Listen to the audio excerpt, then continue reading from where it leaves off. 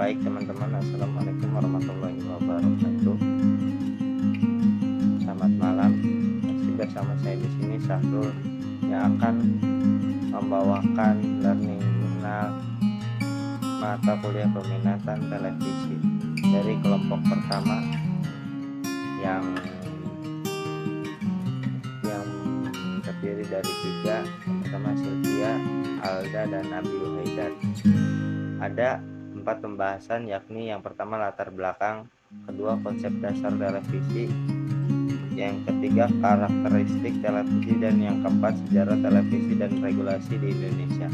Yang pertama ke latar belakang. Latar belakang, media penyiaran memegang peran yang sangat penting dalam ilmu komunikasi pada umumnya, dan khususnya ilmu komunikasi massa.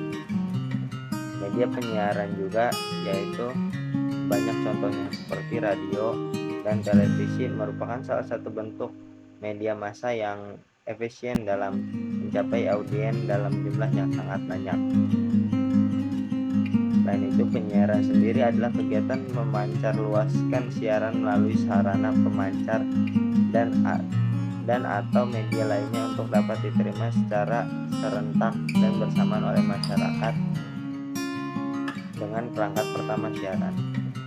Televisi adalah sebuah media telekomunikasi terkenal yang berfungsi sebagai penerima gambar bergerak beserta suara, baik itu yang monokrom hitam putih maupun yang berwarna. Tujuannya yaitu untuk mengetahui beberapa poin-poin penting, diantaranya yang pertama konsep dasar televisi, terus penyiaran televisi, sejarah penyiaran serta regulasi di Indonesia. Yang kedua, konsepan dasar televisi. Konsep televisi juga memiliki konsepan dasar seperti yang diucapkan oleh R. Maladi, merupakan seorang penggagas awal didirikannya stasiun televisi pada tahun 1952. Menurutnya, keberadaan stasiun televisi akan berguna untuk sosialisasi pemilihan umum pada tahun 1955 mendatang. Pada dasarnya, aktivitas manusia sehari-hari juga sangat dekat dengan dunia penyiaran. Kemudian teknologi penyiaran dari era analog ke era digital semakin membantu manusia memenuhi kebutuhan dan informasi.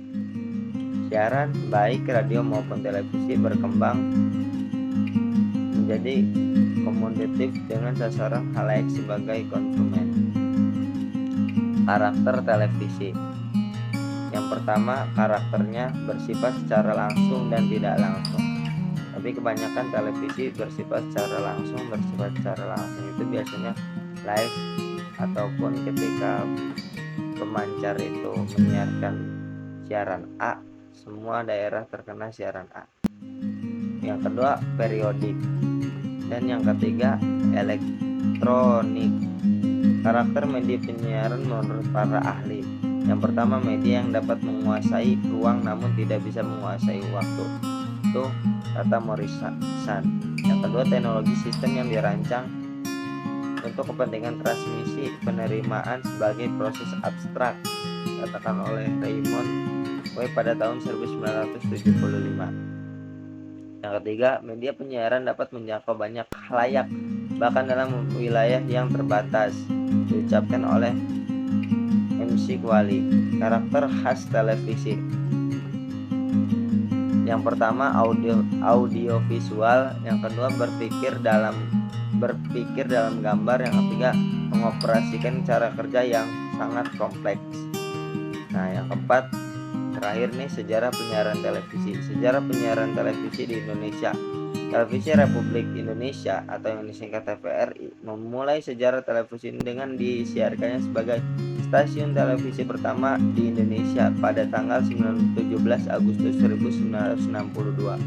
Memasuki tahun 1980, TVRI memperkenalkan TVRI nasional dan TVRI lokal dengan saluran dan konten dari beberapa provinsi di Indonesia.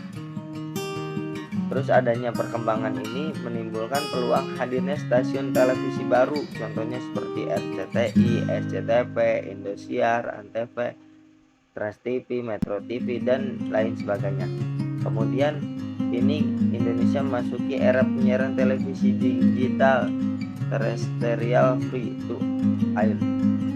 Regulasi penyiaran televisi sebenarnya banyak, tapi kita menggunakan yang tiga ini. Yang pertama, Undang-Undang Nomor 40 Tahun 1999 tentang pers, pengaturan pers di Indonesia.